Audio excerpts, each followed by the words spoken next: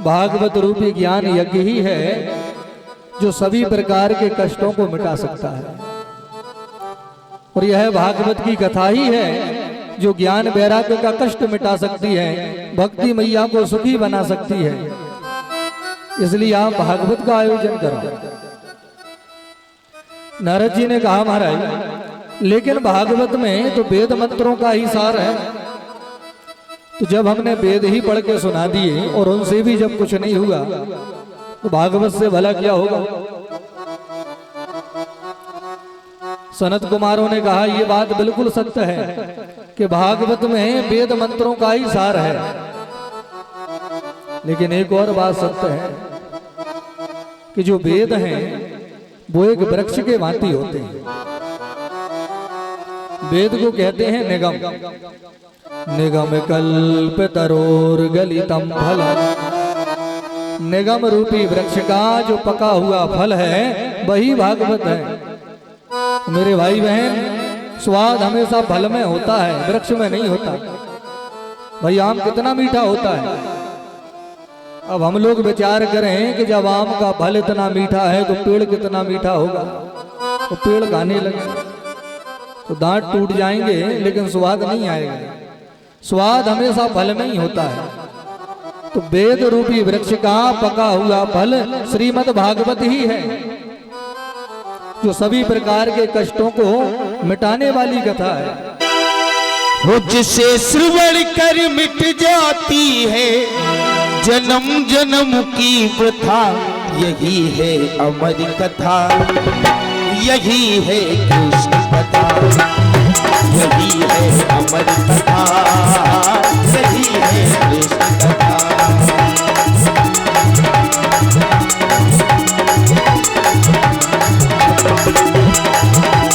जिसे सुन कर मिट जाती है, जिसे सुन कर मिट जाती है जन्म जन्म की प्रथा, यही है हमारी कथा, यही है कृष्ण कथा, यही है हमारी कथा, यही है कृष्ण कथा। बोल माता बिहारी लाल की जय।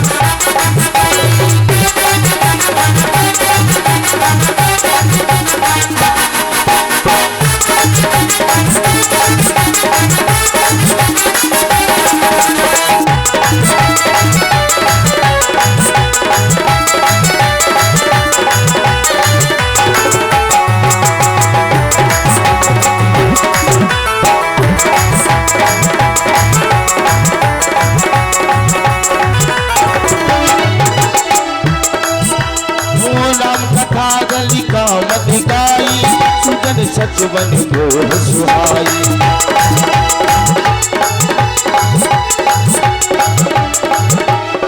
राम कथा कलिका मधि गाई, सुजन सचवन मोह सुहाई, सुजन सचवन बोल सुहाई, सुजन सचवन बोल सुहाई। तेरा संशय दूर भगेगा, तेरा संशय दूर भगेगा, पार्वती कर कथा, यही है अमर कथा, यही है कृष्ण कथा, यही है अमर कथा, यही है कृष्ण कथा।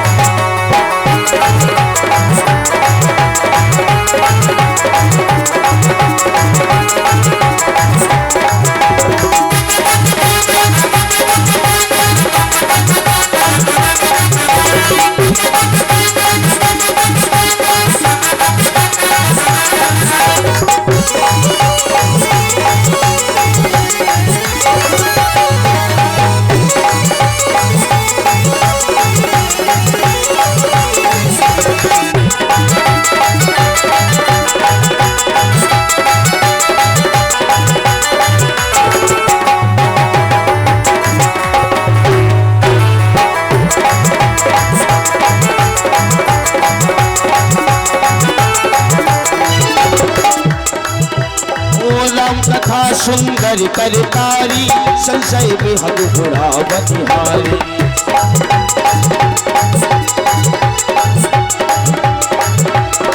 राम कथा सुंदर करतारी संशय बेहद बुरा बनिहारी संशय बेहद बुरा बनिहारी संशय बेहद बुरा बनिहारी संशय बेहद बुरा बनिहारी तेरा परिमानक बल जाए ओ तेरा परिमानक बल जाए नारद करी करी कथा यही है अमर कथा यही है कृष्ण कथा यही है अमर कथा यही है कृष्ण कथा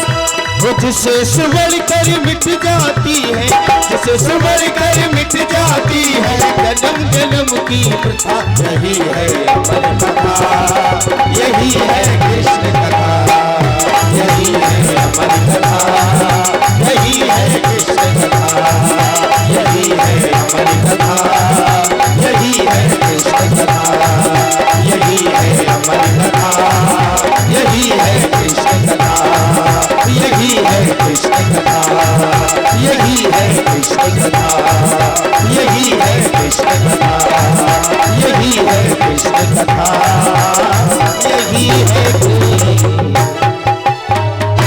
बोल भक्त वत्सल भगवान की जय। सनत कुमारों ने कहा नारद जी महाराज इसलिए आप सप्ताह ज्ञान यज्ञ श्रीमद् भागवत का आयोजन कराओ। नारद जी ने कहा प्रभु अब आपसे सुंदर कथा सुनाने वाला इस दुनिया में दूसरा नहीं है, तो आप ही हमें भागवत की कथा सुनाओ। तो हरिद्वार में गंगा मैया के तट पर चारों भाइयों को व्यास रूप में नारद जी महाराज ने विराजमान किया। सन्मुख आसन लगा करके मुख्य श्रोता के रूप में नारद जी ही विराजमान है। सनत कुमारों के मुख से श्रीमद् भागवत की कथा प्रारंभ हुई। और पल भर में ही हल्ला मच गया कि सनत कुमार भागवत की कथा सुना रहे हैं और नारद जी महाराज भागवत की कथा करा रहे हैं। तो जिन जिन को मालूम लगा सब के सब संत महात्मा भगवान के भक्त अपने अपने घरों से आश्रमों से निकल निकल कर दौड़ दौड़ करके कथा सुनने के लिए आ रहे हैं। स्वर्ग के सभी देवी देवता वह भी नर नारी का भेष बना करके वह कथा सुनने के लिए आ रहे हैं।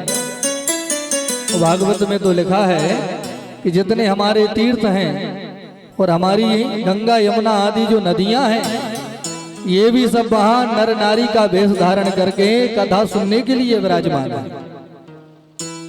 अब विचार करो कि सनत कुमार कथा कह रहे हैं और नारद जी महाराज जो कथा करा रहे हैं, तो नारद जी महाराज किसी को बुलाने नहीं गए थे, लेकिन जैसे ही लोगों को मालूम लगा कि भागवत की कथा हो रही है, सुन सुन कर ही लोग दौड़ दौड़ करके आने लगे।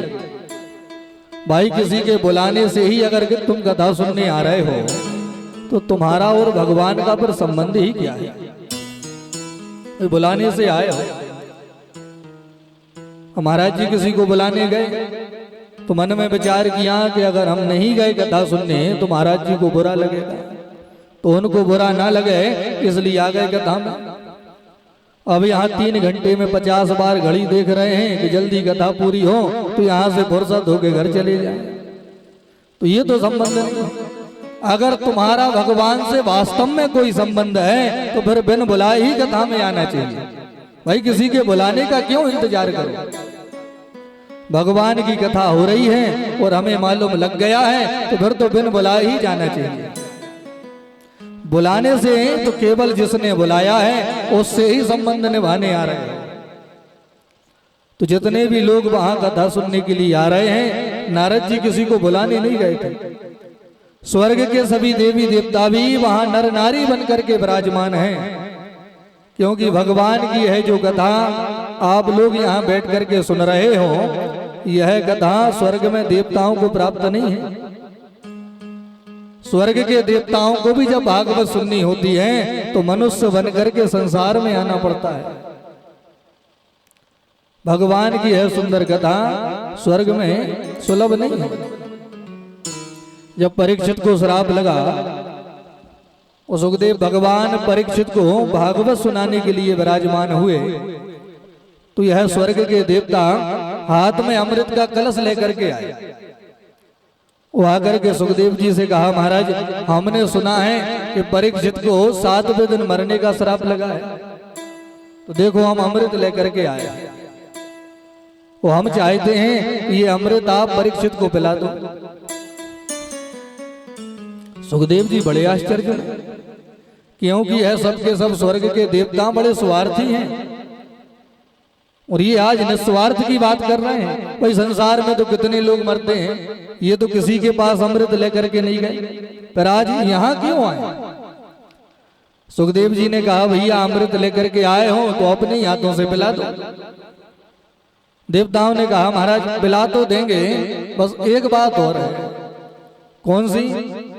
बोले स्वर्ग का अमृत तो हम परीक्षित को पिला देंगे, लेकिन भगवान की कथा अमृत जो आप परीक्षित को पिलाने वाले थे वो हमें पिला दो। सुखदेव जी बहुत हंसे। यह स्वर्ग के देवता अपना काम बनाने में बड़े निपुण हैं, वो बड़े स्वार्थी भी हैं। सुखदेव जी ने कहा, रे छलिया एक कांच का टुकड़ा दे करके हमसे मोतियों की मणि पाना चाहते हैं? कहाँ तुम्हारे स्वर्ग का वह तुच्छ अमृत और कहाँ भगवान का यह दिव्य कथा अमृत? इनकी भला कोई बराबरी हो सकती है क्या? कभी बराबरी नहीं हो सकती। तो इसलिए सुखदेव जी ने कहा कि भगवान की कथा की भी तुमने सौदेबाजी की, भगवान की कथा को भी तुमने खरीदने का प्रयास किया है स्वर्ग के अमृत से। तो इसलिए स्वर्ग के देवताओं को कभी भगवान की यह कथा प्राप्त नहीं होगी। और जब भी कथा सुननी होगी तो मनुष्य बनकर के संसार में ही आना पड़ेगा। तो इसलिए भगवान की यह कथा स्वर्ग में सुलभ नहीं है। स्वर्ग के देवताओं को भी जब सुननी होती है तो यही मनुष्य बनकर के आते हैं।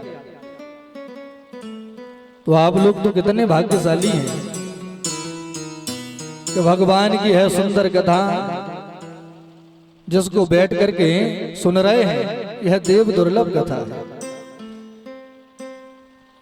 वो कथा का एक नियम है, भगवान की यह कथा कल्प वृक्ष के भांति है। कल्प वृक्ष के नीचे बैठकर खड़े होकर जो भी कामना की जाए वह कामना पूरी हो जाती है। वो एक होती है चिंतामणि। चिंतामणि के सामने जाकर जो भी चिंतन किया जाए, जो भी कामना की जाए, तो चिंतामणि भी हमारी कामना को पूरा कर देती है। लेकिन कल्प वृक्ष और चिंतामणि भी हमें भगवान से नहीं मिला सकते, वो भी भगवान को प्रकट नहीं कर सकते। कल्प वृक्ष और चिंतामणि भी केवल संसार की वस्तुएं ही तुम्हें प्रदान कर सकते हैं। लेकिन ये भागवत तो ऐसा कल्प वृक्ष है कि इसके सामने अगर संकल्प लेकर के बैठे हो तो ये तो तुम्हें भगवान से भी मिला देगा। भगवान के भी दर्शन करा देगा। तो इसलिए भागवत को भी कल्प वृक्ष और चिंतामणि ही कहा जाता है। और जो भी नियम अनुसार 7 दिनों तक कथा को सुन लेता है, जन्म मरण के कुचक्र से ही बाहर निकल जाता है। पुनरपि जन्मम पुनरपि मरणम, ये बार बार जन्म लेना और बार बार मरना, ये जो कुचक्र है, भागवत सुनने के बाद मनुष्य इस कुचक्र से हमेशा के लिए बाहर निकल जाता है, मुक्ति हो जाती है। अब कई जगह ऐसे लोग भी मिलते हैं, कहा महाराज आप तो कह रहे हो कि भागवत सुन करके मुक्ति हो जाती है, लेकिन हमने तो 50 बार कथा सुन ली, आज तक यहीं जमे बैठे हैं, मुक्ति हुई नहीं। इसका क्या कारण है?